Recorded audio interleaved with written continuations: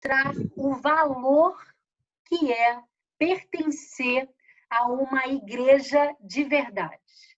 O valor que é você ser um crente diferenciado, um crente de verdade, um crente real.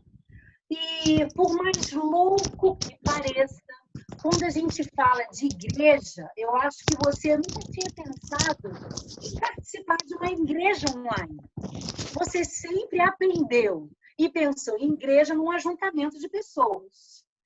E por mais maluco que possa ser, o tal do mundo online, ele traz para nós alguns confortos, algumas comodidades. E possivelmente já passou pela sua cabeça, como já passou pela minha, alguns exemplos de como nós estamos nos sentindo com essa história online. E eu vou trazer alguns exemplos para você. Por exemplo, já passou pela minha cabeça. Ai, que beleza! Eu não preciso me arrumar para participar de culto algum, nem segunda, nem quarta, nem domingo. Na verdade, eu estou fazendo a minha faxina, que eu estou sendo empregada. Quando chega às 7 horas da noite, eu sento toda descabelada e assisto o culto. Ai, que maravilha! Essa é a parte boa.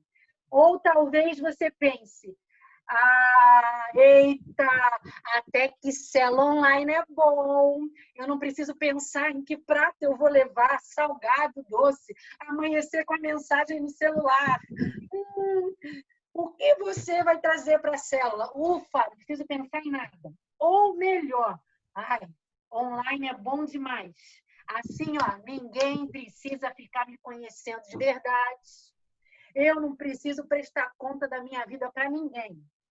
Ou para outros que nunca pisou numa célula ou numa igreja e esteja pensando assim, até que ser crente assim tá legal. Agora, eu acho que eu vou ser essa parada aí. Crente online tá fácil. Tudo bem, pode me chamar de crente. Ei, parou, nada disso. Nós fomos chamados para algo muito, muito maior. Nós fomos chamados para sermos igreja. Eu até brinquei comigo. IGREJA. Igreja. E não qualquer uma igreja, mas uma igreja dentro do modelo de Deus. Então, não basta ouvir. Ouvir a palavra de Deus não basta quando a gente pensa em ser igreja. Nós precisamos pertencer. Nós precisamos nos relacionarmos. Nós precisamos ajudar, ser confrontado, precisamos contribuir, precisamos servir, sonhar juntos, chegar a algum lugar. Precisamos levar mais e mais vidas que estão lá fora para dentro do que é igreja.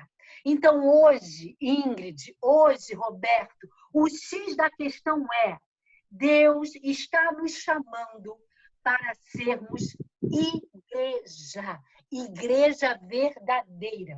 E o que é ser igreja? Você já parou para pensar? É fazer parte de um grupo distinto, de um grupo seleto.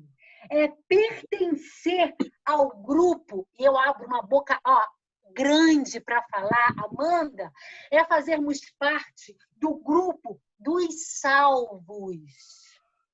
E por isso, temos uma missão que vai muito além, Tiago, de sermos profissionais, de sermos membros de igreja, de sermos mãe, filho, amigo. Nós fomos chamados para sermos um ser humano que cumpre uma missão de ir lá fora e levar salvação às pessoas. Quantos entendem isso e podem dizer aí, aleluia, porque isso quer ser igreja. E vocês sabem, queridos, que qualquer coaching hoje em dia, que não está mais na moda coach, hoje são mentores, estudando o ser humano, eles dizem que o que o ser humano hoje mais busca é pertencer. é ter a sensação de pertencimento. E eu concordo com eles, porque a gente vai crescendo, ó, e vai pensando assim, eu quero ter a minha própria família, eu quero pertencer a uma família. E você tem a oportunidade, se você quiser, de pertencer a uma igreja de verdade.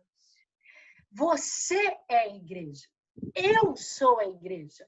Para a gente relembrar essa sensação de igreja, eu vou te convidar a olhar para o seu irmão, se você tiver alguém do seu lado, e falar assim, ó, eu sou a igreja, você é a igreja. A gente não gosta muito disso, né? É só a gente relembrar a sensação. Nós não podemos nos contentar apenas de pertencer, Sérgio, a um ajuntamento de pessoas. Nós precisamos ser igrejas de verdade. Precisamos ser contagiados com isso. Uma igreja de verdade tem algumas características que precisam seguir essa igreja. E essas características, para quem já participou do culto de domingo, Marco, não sei se você assistiu, ela foi citando quais são essas características. E dentro de um modelo de uma igreja que revolucionou, Felipe, a história do período que ela viveu. Uma igreja que marcou a sua época, a igreja de Antioquia, que você encontra, se você puder conferir depois, em Atos 11, de 19 a 30, ou Atos 13, de 1 a 3. A igreja de Antioquia nos dá aí as dicas do que é ser um crente real, do que é ser uma igreja de verdade. E ela surgiu, fazendo um resuminho, através de quê? Da perseguição que os seguidores de Jesus sofreram. Assim que Estevão morreu, assim que ocorreu a morte de Estevão, os seguidores de Jesus, eles começaram a se espalhar por tudo que é lugar e eles começaram a levar, fala que eu estou falando com a Flávia, Jéssica, Flávia, começaram a levar Jesus com uma força tão grande, que quando eles chegaram, uma parte desses seguidores chegaram lá em Antioquia, eles estavam tomados por um poder de Deus, com uma unção do Espírito Santo, que eles iam pregando a palavra, e todo mundo ia se convertendo. Várias pessoas foram salvas. E isso foi um movimento tão lindo, que ficou famoso. Chegou lá em Jerusalém. E olha que não tinha TV, não tinha o tal do YouTuber, que hoje, para você ser famoso, não basta estar na TV, você tem que estar no YouTube. E chegou lá em Jerusalém. E lá em Jerusalém tinha um camarada chamado Barnabé, um camarada bom, um camarada cheio do Espírito Santo, de muita fé. E a igreja de Jerusalém, eu acredito, curiosa, querendo constatar esse mover que Deus estava fazendo em Antioquia, a igreja de Jerusalém fala, vamos enviar um camarada bom para lá. E enviou Barnabé. Barnabé não era um crente que ficava só como telespectador. Barnabé chegou em Antioquia para revolucionar Antioquia, para fazer proezas. Barnabé, Lilian, ele chegou lá e ele começou. Ele, se aqui já está bom, vai ficar melhor ainda. Se a sua vida está boa com Deus, quando você vem para uma célula, ela fica melhor ainda. Se a sua vida já está boa numa célula, quando você vai para uma igreja, ela explode do poder de Deus. E foi isso que Barnabé fez. Ele pegou e animou aquele povo. Ele fez com que aquela galera ficasse ainda mais fiel ao Senhor e servisse ao Senhor de todo o coração. Esse ajuntamento de pessoas faz isso. Barnabé não se contentando com o que estava acontecendo ali em Antioquia, ele falou, eu vou dar um upgrade aqui, Jéssica. Eu vou bombar essa igreja, eu vou trazer reforço. Ele foi lá em Tarso, trouxe Saulo, Renatinha, que bom ver você. Trouxe Saulo, que depois foi chamado de Paulo, e ele, vamos bombar essa igreja. Começaram a fazer um estudo bíblico por 1 ano. Imagina, você estudando a Bíblia ali, ó, por 1 ano, começaram a discipular um a um. O que aconteceu com a igreja de Antioquia, Ingrid? Bum! Explodiu. A igreja de Antioquia avançou. Ela foi tomada pela presença de Deus, pelo Espírito Santo. E nesse mover, Carol, nesse mover de muita busca do Senhor, de jejum, de oração, o Espírito Santo visita aquela igreja. Eu não decorei o nome da irmã aqui, vou só falar o nome dela. Delane?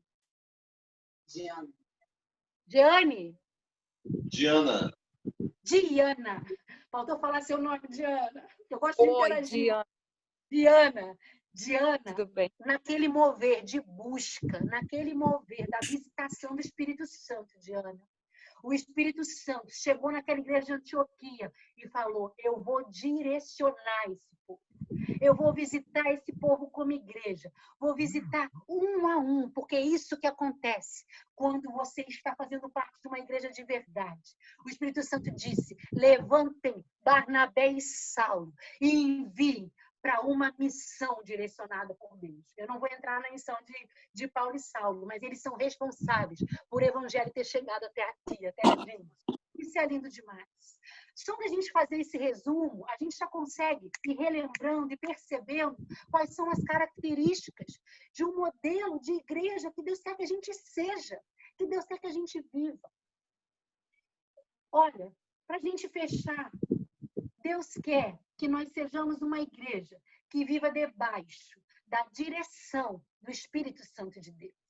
Aí você para agora e você faça essa reflexão. Você tem vivido debaixo da direção do Espírito Santo de Deus? Eu confesso, muitas vezes não. Muitas vezes sou eu que comando a minha vida e me dou mal. Mas quando eu permito que o Espírito Santo me conduza, aí sim eu chego além. Uma igreja, um crente direcionado pelo Espírito Santo de Deus, no modelo da igreja verdadeira, ele serve a Deus de uma forma que a fama dele é tão relevante.